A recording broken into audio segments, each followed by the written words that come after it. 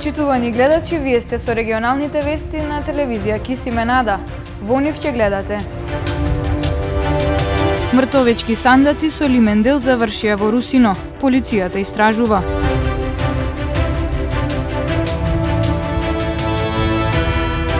Посебни протоколи за новата задоцнета учебна година.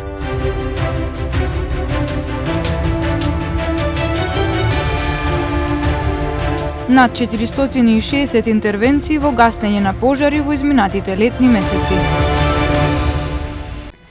1 септември досега значеше почеток на нова учебна година. Оваа година, поради пандемијата, учебната 2020-2021 ќе започне еден месец подоцна во услови на пандемија.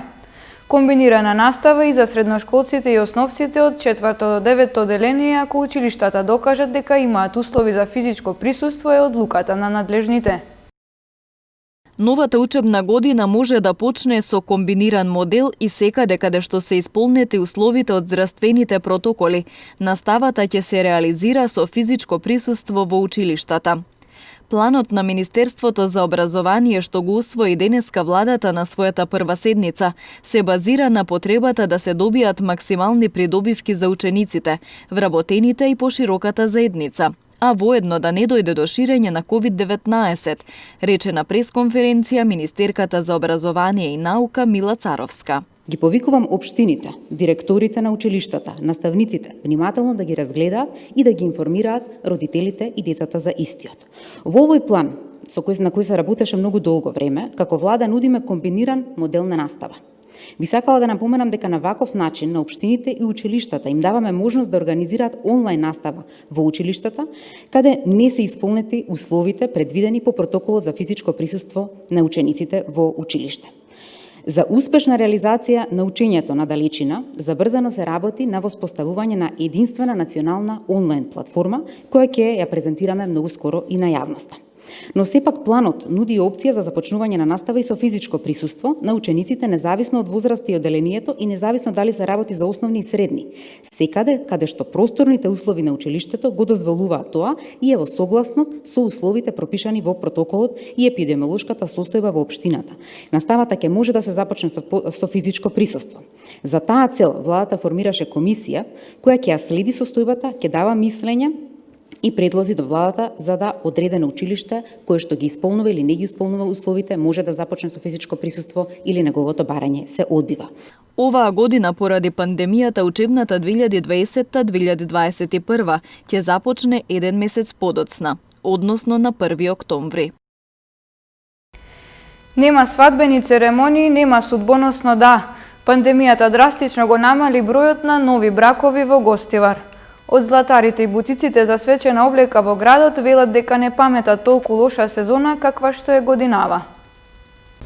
Коронавирусот ги попречи плановите на младите парови да застанат пред матичар.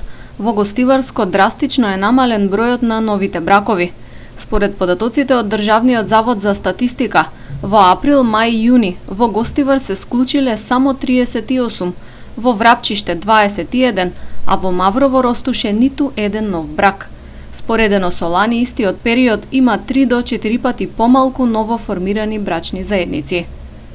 Второто тримесечие од годинава беше и најпогодено од пандемијата, со карантини, полициски часи и други ограничувања. Во надеж за подобри времиња, идните младенци ги одложија свадбите, како и исклучувањето на граѓанскиот брак. Од златарите и бутиците за свечена облека во Гостивар велат дека не паметат толку лоша сезона каква што е оваа. Нашава фирма е од 91-ва. Значи, ваква криза не сме имале. Имаше и криза што имаше војна во Косово и овдека што имаше. Ваква криза не сме имале. Вака ако одит ќе се затвори ова фирма. Зашто не можеме да стигнаме ниту киријата да ви ја плаќаме. Тоа е врзано, свадба ако има цел градот работите. Ние немаме индустрија овдека, немаме фабрики. Сме врзани за пешалбарите или гурбетчи, што викаме ние. Чим нема гурбетчи, нема пари овдека, немаме ние гурбетчи, немаме овдека фабрики што работаат 1000 или 500 работника. Работам 26 година ми ова дејност што ја работам, така да ова не може да се споредува со ни една година. Најтешката година во мојот работен однос што работам. Значи без свадби, овој период што беше 7-8 месец, значи ни една свадба не беше. Знаеме каква е ситуацијата, беше пандемијата, ја направи своето, така да ништо од ова година. Дај Боже, идната година да биде подобра, иначе вака како што стои работиве. И не се надеваме дека ќе биде подобро. Сезоната катастрофа, како е сегде у свет, така и кај нас. Ви очекуваме подобра иднина да дојде, ама од државата ништо. Годинава тотално изрушена ситуацијата. Ама како ќе биде, не знаеме. Не се купува длага? Не. Забраната за организирање на свадби, крштевки и други прослави во угостителски објекти се уште трае. Угостителите и музичарите побараа надлежните да направат промена на протоколот и да дозволат организирање на такви настани, но тоа досега не е прифатено. Младите парови кои што не сакаат да чекаат повеќе за брак се регистрираат во матичната служба, а прославуваат скромно, со најтесното семејство на заеднички ручек. Според анализите на Државниот завод за статистика, во Македонија бројот на склучените бракови во второто тримесечје од годинава е намален за 66,5% во споредба со истиот период лани. 115 нови случаи на COVID-19 во изминатото деноноќие. Регистрирани се и 368 оздравени пациенти. Според податоците на Институтот за јавно здравје од 24 до 30 август забележано е намалување на бројот на нови случаи со COVID за 20,6%. Во последните 24 часа се направени 1665 тестирања, а регистрирани се 115 нови случаи на COVID-19 во земјава. Од нив 3 во Тетово и 2 во Гостивар. Починат еден пациент од Гостивар на возраст од 76 години. Денеска Институтот за јавно здравје регистрира 368 оздравени пациенти, од кои 48 од Тетово и 36 од Гостивар. Со новите бројки на заразени и оздравени лица во Тетово и околината има 119 активни случаи, додека во Гостивар и Гостиварско бројката е 201. Инаку според податоците на Институтот за јавно здравје од 24 до 30 август забележано е намалување на бројот на нови случаи за 20,6% во однос на претходната недела. Регистрирано и намалување на бројот на хоспитализирани лица, но сепак мора да се почитуваат мерките, вели министерот за здравство Венко Филипче. Она што е исклучително важно, од случаите во изминатата недела хоспитализирани се вкупно 71, што е намалување од 40,3% во однос на претходната недела. Овој тренд го пратиме во сите институции болнички кај што се лекуваат овие пациенти, што е многу битно во однос на менаџирањето на целокупниот болнички капацитет, болнички кревети. Уште неколку возрастни пациенти се останати во болницата Козле, таа од следниот период, верувам од крајот на неделава па натаму, ќе биде повторно наменета само за лекување на деца, слободни доволно кревети на инфективната на клиника, околу 70 окупирани и значајно намалување на бројот на хоспитализирани пациенти во болницата 8 септември, денеска околу 30-тина, што дозволува да постепено се врати и нормалното функционирање, посебно на болницата 8 септември, преку системот Мој термин. Вкупната бројка на ковид диагностицирани во нашата земја од почетокот на епидемијата изнесува 14.455. Бројката на оздравени пациенти е 11.525, на починати 604, а во моментов бројот на активни случаи во земјата изнесува 2326. Мртовечки сандаци завршија на депонијата Русино кај Гостивар. Полицијата отвори истрага кој и зошто ги фрлил сандаците кои имаат и лимен дел што се користи за погребување на починати од ковид. Фрлени мартовечки сандаци на Русино ги растревожија и вознемирија гостиварци. Сандаците завршиле на депонијата вчера, пошто на социјалните мрежи беа објавени видеа и фотографии. Во јавноста се отворија прашања од каде ковчезите се нашле на Русино, кој и зошто ги фрлил. Дополнителна паника создаде фактот што сандаците се со лимен дел, какви според протокол се користат за погребување на починати од ковид. Со исти такви се пренесуваат и мртовци од странство. Полицијата истражува и засега нема конкретни одговори околу случајот. Од јавното предпријатие Комуналец велат дека сандаците вчера наутро ги собрале од дива депонија кај гробиштата во населбата Млаки. Тоа го направиле по реакција на граѓани. Нашите ингеренции како предпријатие се да го обезбедиме значи гробното место и да ги одржаваме тие. Но по повици од граѓаниве дека има неколку сандоци во грабиштаве, ние се организиравме како предпријатие, отидовме, ги соберавме и го носивме до депонија. Тоа е нашава обврска и толку. Од ИВЗ соопштија дека починатите од ковид се погребуваат според протоколи. Ковчезите не се отвораат и сите религиозни обреди се извршуваат откако сандаците ќе бидат веќе спуштени во земјата. Директорот на Комуналец вели дека погребувањето на мртвите со корона е под надзор на надлежни комисии. Таму има протоколи како значи треба тој погреб да оди до крај, значи има и контроли спрема другите институции адекватни и надлежни за таа проблематика. Фактички кога има такви случаи, има и таков надзор од истиве тие институции кај што до крај значи го следат погребот. Од СВР Тетово соопштија дека преземаат мерки за откривање кој и зошто ги оставил сандаците. Ќе се утврдува дали постојат основи на сомнение за сторени кривични дела, односно дали има елементи на непостапување по прописи во време на епидемија или на ширење на заразна болест. Полициските службеници кои вчера биле испратени по сознанија за фрлени мртовечки сандаци не нашле погребална опрема на посочените места. Екипата на телевизија Кисменада денес на Русино ги снимаше ковчезите. Некои веќе до половина затрупани со земја, некои искршени на делови. Топлото време е дополнителен ризик од ширење на појавените пожари, особено оние на отворен простор.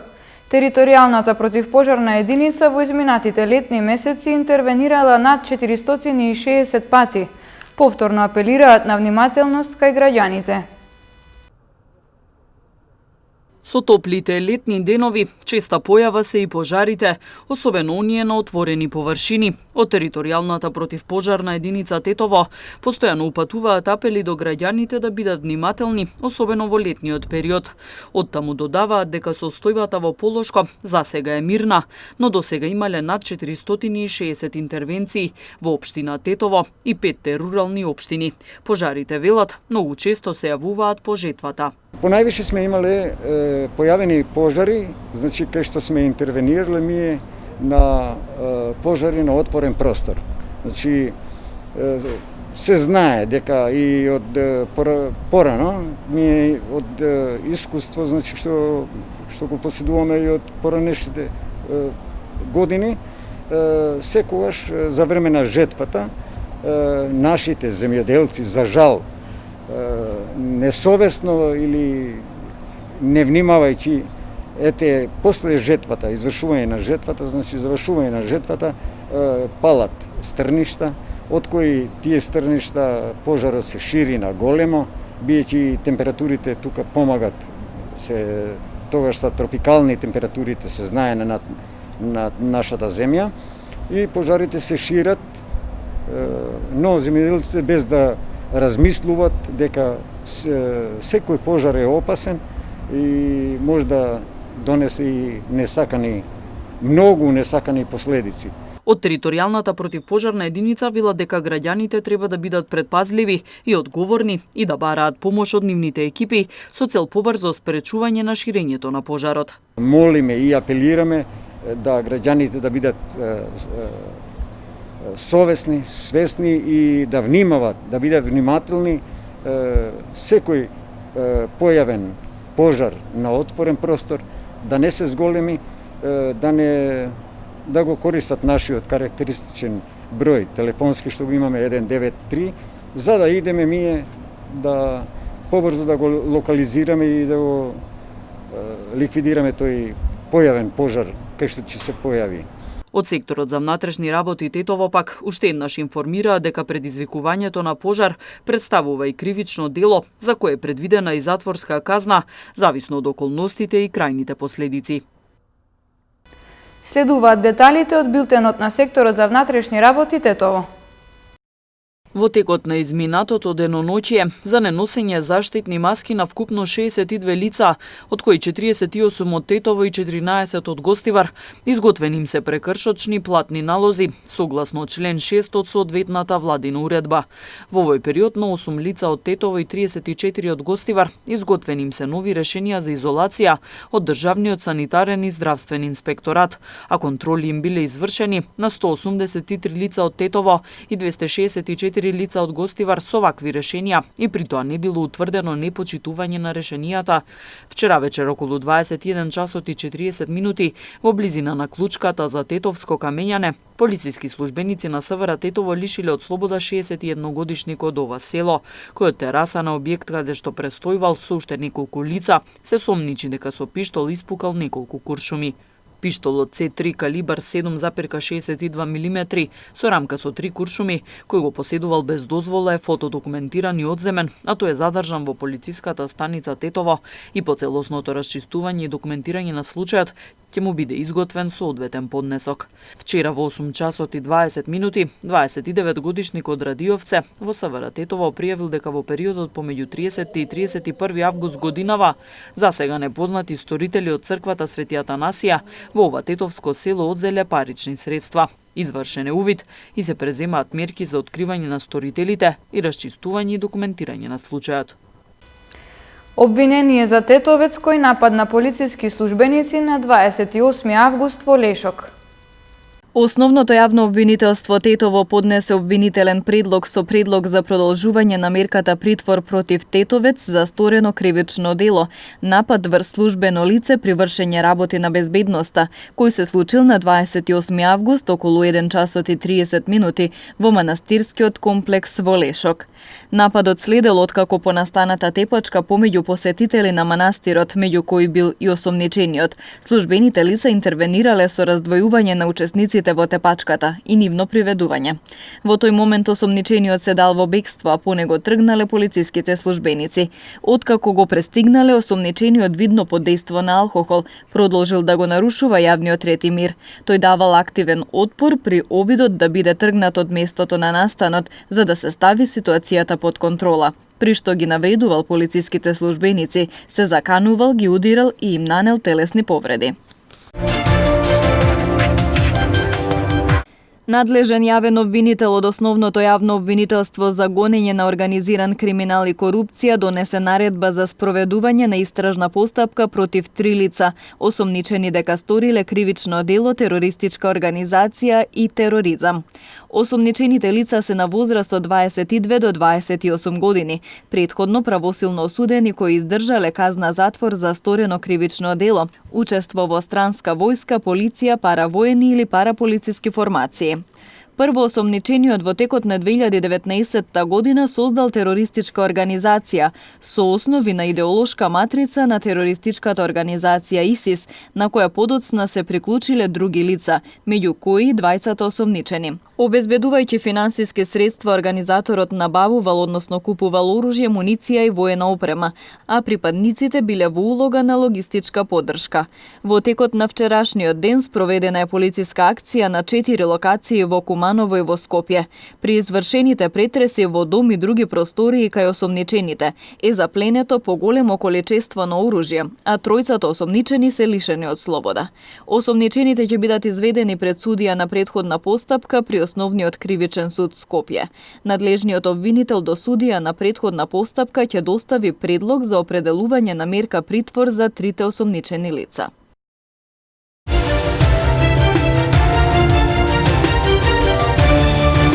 Следува блокот информации од спортот.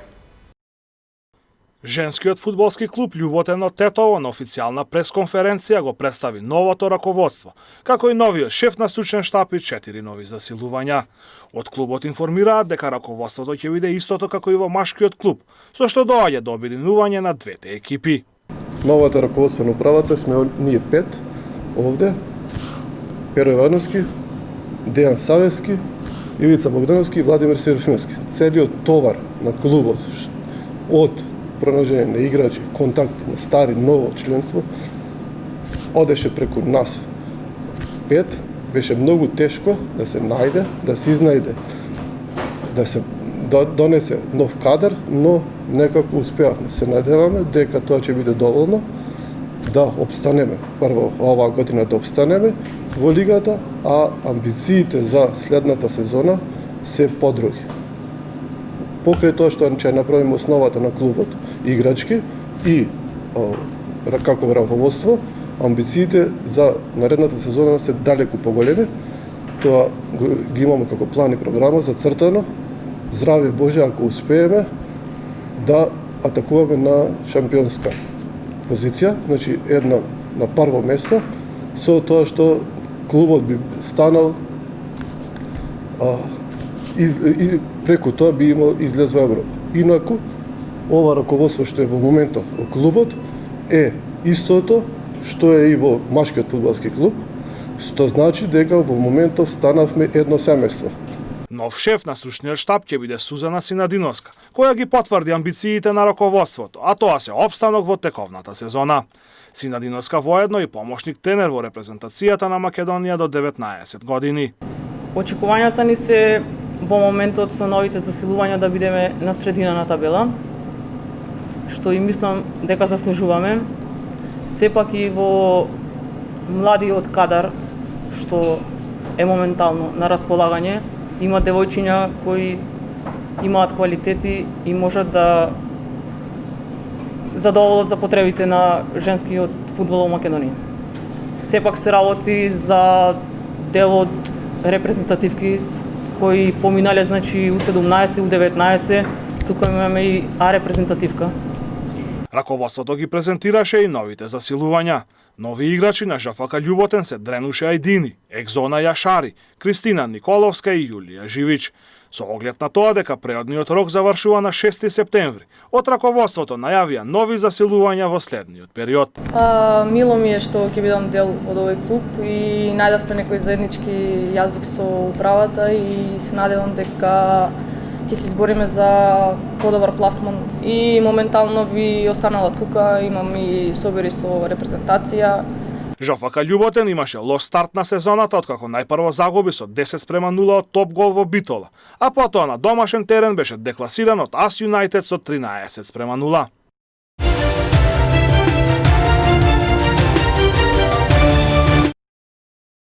Македонската фудбалска репрезентација ги започна подготовките за втората сезона од Лигата на нации на УЕФА. Фудбалерите најпрво се собраа во хотелот каде беше закажана прозивката. Сите беа тестирани за COVID-19 и откако сите резултати беа негативни, се одржа и првиот тренинг на националната арена Тодор Проевски во Скопје. Надпреварите од Лигата на нации ќе бидат убава подготовка за она што следува следниот месец, а тоа е бараш надпреварот за пласман на Европското првенство против Косово.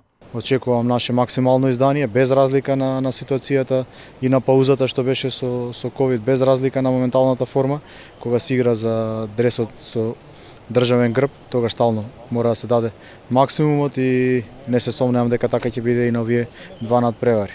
Добро ме познавате дека размислувам за секој следен надпревар, така да сите мисли се насочени кон оној надпревар со Ерменија, да влеземе максимално мотивирано, се со цел да ги отвориме овие Лига на нации со победа и 3 бода, а воедно да искористиме можноста и што поподготвени да го пречекаме оној надпревар што за месец дена, нели, цела македонска јавност го очекува, тоа е надпреварот со Косово, но како што веќе кажав, ние размислуваме само на надпреварот со Ерменија, за да одиграме на наше максимално ниво, се со цел да го добиеме тој надпревар.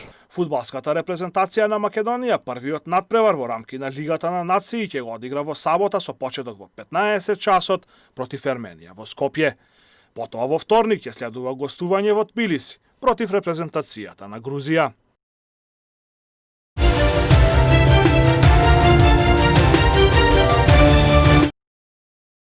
Екипите на Ренова и Шкендија не успеа да забележат победи да надпреварите од четвртото коло од првата македонска фудбалска лига. Фудбалерите на Ренова со 3:1 беа поразени на гостувањето во Кратово од Силекс, иако први дојде во водство уште во 8-та минута со голот на Емран Рамадани. Следуваше комплетен пресврт со головите на Пепи Ѓорѓиев во 42-та и 58-та минута и на Денис Ристов во 45-та минута. Екипата на Шкендија на домашен терен беше изненадена од жилавиот борец од Велес и одигра само 1:1. Гостите дојдоа во водство во 19-та минута со голот на Марио Станковски, а конечните 1:1 ги постави Бруно Дрита во 34-та минута. Двете екипи одиграа возбудлив надпревар со многу шанси за гол и немаше да биде незаслужено кој да победеше на овој надпревар. Во продолжение ќе ја видиме изјавата само на тренерот на Борец Горас Михаилов, бидејќи од домашната екипа не беа расположени за изјави, веројатно поради неочекуваниот резултат. Верував во потајно се надевав дека може да избориме добар резултат. Навистина штета што не успеавме да прокнижиме и 3 бода, бидејќи навистина имавме шанси. Игравме против една Шкендија која што во изминативе 4-5 години е, да речам, бренд во македонскиот фудбал, екипа која што многу вложува и секако дека овој бод нас ни дава подстрек за што подобри резултати во иднина и секако дека подстрек за играчите, секако и за нас како клуб во иднина да продолжиме и да настапуваме овака како на денешниот надпревар. Нормално дека во секој надпревар има добри страни и лоши страни. Ние, како што реков, во претходните 3 надпревари примивме навистина несреќни голови против Ренова последна минута од прекит, исто така и со Струга на минатото гостување. Денес еве тоа се покаже како добро, одработивме навистина еден добар дел од тие грешки што ги имавме, ги неутрализиравме. Бевме доста опасни во брзите контранапади и во транзицијата. Играчите ги спроведат сите оние мои тактички замисли и мислам дека заслужено се враќаме со бод, но пак ќе кажам, штета што не успеавме да прокнижиме 3, бидејќи навистина имавме големи шанси тоа да го оствариме. После четвртото коло Шкендија е на третата позиција со 8 бодови, додека Ренова падна на 6-то место со 5 поени. Двете тетовски екипи ги добија противниците за второто квалификациско коло на Лигата на Европа. Ренова на домашен терен во Скопје ќе игра против Сплитски Хајдук, додека Шкендија ќе гостува на Романски Ботошани. Надпреварите се закажани за 17 септември.